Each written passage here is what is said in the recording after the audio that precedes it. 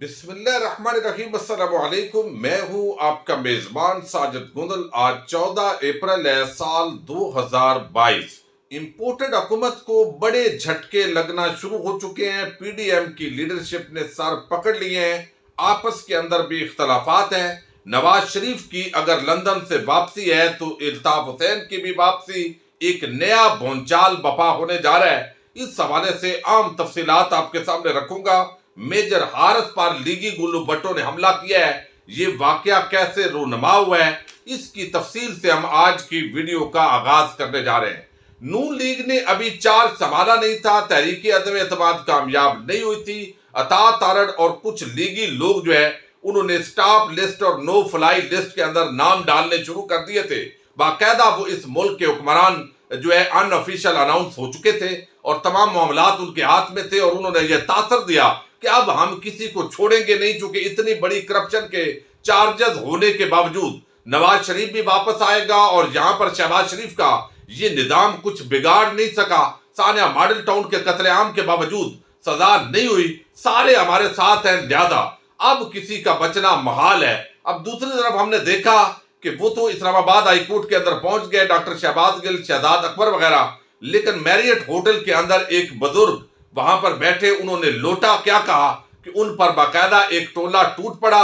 और पहली मर्तबा पाकिस्तान की सहाफत के अंदर यह हुआ कि यहां पर पीटीआई पर हमला, तशद्दुद और उनके खिलाफ गालम गलोच को जायज करार दे दिया गया। चूंकि इस वक्त टीवी चैनल्स और एंकर्स इनका एक इत्तफाक हो चुका है और दरपर्दा कुछ लोगों ने यह तय किया है कि पीटीआई को रगड़ा लगाना है और आसफ जरदारी और शरीफ माफिया को अच्छे तरीके से हाजी बनाकर, नमाजी बनाकर पेश करना है कि ये लोग करप्ट नहीं है और मुल्क जो है अगर आगे ले जाना है तो ये जरदारी और शरीफ माफिया ही आपके मसीह है। और आप ये पूरा तमाशा ये रोज देखेंगे कि 7 बजे उठकर एक आदमी उधर भाग गया और उसके बाद जो है वो मीडिया वालों की दौड़े लग गई और अब ये हो रहा है, अब वो हो रहा है, इधर से सब्सिडी दी जा रही है।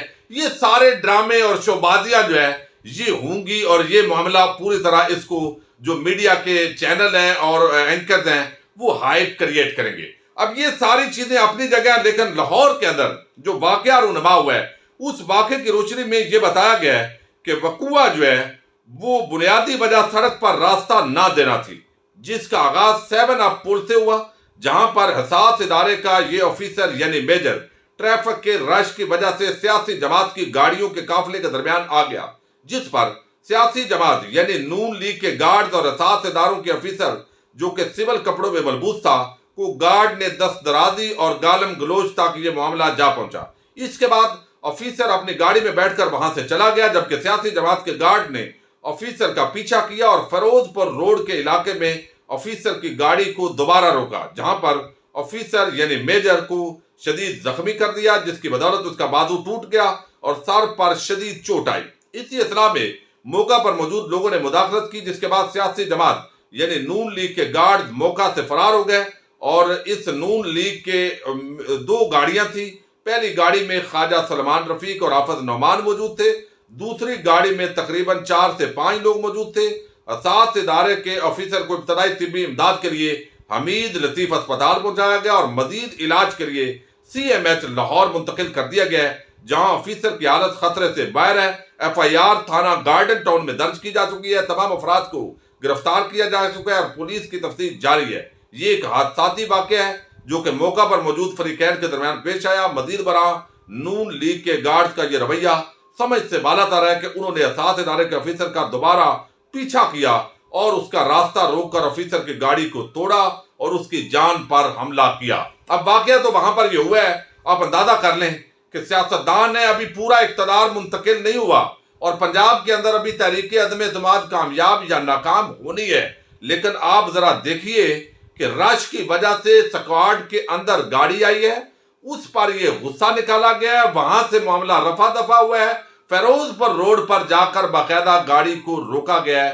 अब तक की इतलात के मुताबिक ये आम जो मुल्जमान है इनको गिरफ्तार कर लिया गया है। और फिर आपको इल्म है जिस तरीके से अता तारड़ ने कहा है अब हम किसी को नहीं छोड़ेंगे, क्योंकि अब इस मुल्क के अंदर अदलिया हो या बाकी इदारे कोई उनको पूछने वाला नहीं है और ये उन्होंने ऐलान भी कर दिया है। लिहाजा ये वाकयात इस तरह के होते रहेंगे और सोचना ये है कि इस तरह बेलगाम जो है کرنے والے کون ہیں. جب تک وہ سامنے نہیں آئیں گے معاملات آگے نہیں بڑھیں گے، اور اس قوم کے ساتھ یہی ہوگا. دوسری جو بڑی ڈیولپمنٹ ہے وہ یہ ہے کہ اس وقت جو عمران خان کا پشاور کا جلسہ ہوا ہے، اور اس جلسے نے جس طرح کی صورتحال پیدا کر دی، اور آگے کراچی اور لاہور، یہ ایک نیا بونچال آ گیا ہے. یعنی جس طریقے سے نواز شریف کو آپ واپس لا رہے ہیں، اور عمران خان نے کہا ہے کہ آپ اس کو واپس لائیں تاکہ یہ واپس نہ جا سکے. اب ظاہر ہے یہ ایک سیاسی سٹیٹمنٹ ہوتی ہے، کوشش ہوتی ہے، اور اگر نواز شریف واپس آتا ہے تو اس سے عمران خان کا بیانیہ اور مضبوط ہوگا. لوگ اور کہیں گے کہ یہ ان کو ڈیل دینے والے ہیں، ان کو این آر او دیا گیا ہے، تو یہ بیانیہ جو ہے وہ اور مضبوط ہوگا. اب یہ صرف کیا نواز شریف واپس آئے گا، الطاف حسین واپس نہیں آئے گا؟ اگر وہ نہ آنا چاہے یہ ایک علیحدہ معاملہ ہے، لیکن ایم کیو ایم کے جو اگلی ڈیمانڈز ہیں، ایم کیو ایم جس طرح کا کھیل کھیل رہی ہے، ان کی پوری کوشش یہ ہے کہ نواز شریف واپس آتا ہے تو الطاف حسین کو بھی واپس آنا چاہیے. لیکن الطاف حسین کی کوشش تب ہوگی جب کوئی این آر او اس طرح کا بڑا ملے کہ جتنے ان پر ایلیگیشنز ہیں، چونکہ وہ دھونے بھی ہیں، معاملات عدالتوں میں جانے ہیں، پھر ان مقدمات کے فیصلے ہونے ہیں، جیل کے اندر جانا پڑ سکتا ہے. ایم کیو ایم چاہے گی کہ اگلی جو حکومت ہے وہ کسی طریقے سے سندھ کے اندر ان کی پارٹنرشپ قائم ہو سکے، اور اسی طرف یہ سارا سفر جا رہا ہے. تو نواز شریف اور الطاف حسین واپس نہیں بھی آئے گا تو اس کی واپسی کی جو ڈیمانڈ ہے، درخواستیں اب لاہور ہائی کورٹ کے اندر اور باقی عدالتوں میں دینے شروع ہو چکے ہیں. تو ایک ڈیمانڈ کے طور پر جب آگے آئے گا تو یہ عمران خان کا جو بیانیہ ہے یہ تقویت اس کو پہنچے گی کہ دہشت گردی کی طرف اور اس طرف لوٹ مار کی طرف ملک کو دوبارہ جو ہے وہ ڈی اسٹیبلائز کرنے کے لیے، وہ بھیجنے کے لیے یہ ایک این آر او 2 دیا گیا ہے. اب یہ دیکھیے کہ جو گفتگو اس تقریر کے اندر عمران خان نے کی ہے، اس کے بعد ایم کیو ایم اور زیادہ پریشان ہے. اتحادی جو ہے آج شام تک صورتحال واضح ہوگی، ایک دوسرے کے منت ترلے کیے جا رہے ہیں، کوشش کی جا رہی ہے کہ تمام جو پی ڈی ایم ہے اس کی جماعتوں کی جتنی نمائندگی ہے اس کے مطابق، بلکہ اس سے زیادہ بھی ان کو نوازا جائے، وزارتیں دی جائے اور ملک کی بندر بانٹ کی جائے. چونکہ محنت بہت کی ہے، کوشش کی ہے، ساتھ ملایا سب کو تاکہ عمران خان کی حکومت کا تختہ الٹا جائے، اور اب اس کی بندر بانٹ کی جائے، اور ہر جگہ جہاں سے کھانا پینا ہے وہ تیاری کریں اور اگلے الیکشن تاکہ لڑا جا سکے. تو اب اس معاملے کے اندر جو پیپلز پارٹی ہے وہ کہتی ہے ہمیں وزارتوں کی ضرورت نہیں ہے. کیوں؟ ہمیں آپ چیئرمین سینٹ بنا دیں، آپ صدر پاکستان بنا دیں. اگر عارف الوی کے خلاف امپیچمنٹ کامیاب ہوتی ہے تو باقی ہمیں اسپیکر کوئی اس طرح کے عہدے دے دیں، باقی آپ وزارتیں رکھیں، ہمیں کوئی ٹینشن نہیں ہے. وہ کیوں کہہ رہے ہیں کہ حکومت جو بھی 4 مہینے چلے، 3 مہینے چلے یا 1 سال چلے بفرض مال، تو وہ سارا جو برڈن ہوگا وہ پڑے گا نون لیگ پر. ہم نے تو آگے الیکشن لڑنا ہے، اور الیکشن لڑیں گے نون لیگ کے خلاف، ایک ماحول سازی کریں گے. تو جال سازی جو ہے اس طریقے سے کر کے ہمارا جو ووٹر ہے وہ فطری طور پر چونکہ نون لیگ کا خلاف ہے تو ہمیں ووٹ اس طریقے سے پڑے گا. دوسرا اس وقت یہ بات ہو رہی ہے کہ جناب اب ہم ہو گئے ہیں اکٹھے، ہمارا جو اگلا مقابلہ ہے وہ ہے عمران خان کے ساتھ. وہ کراچی کے اندر بھی ہوگا، وہ سندھ کے اندر بھی ہوگا، بلوچستان میں بھی، کے پی کے اور پنجاب کے اندر خاص طور پر.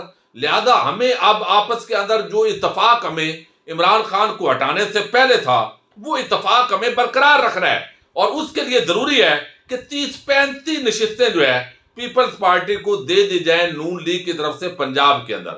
وہاں پر کچھ وہ پی ٹی آئی کے منحرف اراکین، کچھ ملا جلا کے اس طرح کے جو اپنے پرانے لوگ ہیں ان کو ٹکٹ دیں، نون لیگ سپورٹ کرے تاکہ ہمارا بھی ایک یہاں پر جو ہے وہ بن جائے، معاملات کلیئر ہو جائیں اور یہ بہتری ہو جائے گی تاکہ اگلا الیکشن جو ہے وہ ہم مل کر لڑیں گے، P D M versus Imran Khan. تو عمران خان کو ہرانا ہے تاکہ ہم آگے مستقل ایک 5 سال کی جو حکومت ہے وہ قائم کر سکیں. اب اس معاملے پر ابھی تک کی اطلاعات کے مطابق ڈیڈ لاک ہے، مشاورت جاری ہے.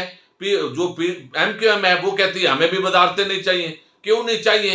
ان کو یہ لگ رہا ہے کہ کراچی سارا پھر عمران خان لے کر چلا گیا ہے، ہم بگوڑے ہوئے، ہم اتحاد سے نکلے، ہم نے بہانہ بنایا کہ جناب ہمارا ایک بڑا معاہدہ ہو گیا ہے. اس کا ذکر بھی اسمبلی کی پہلی تقریر میں شہباز شریف نے نہیں کیا.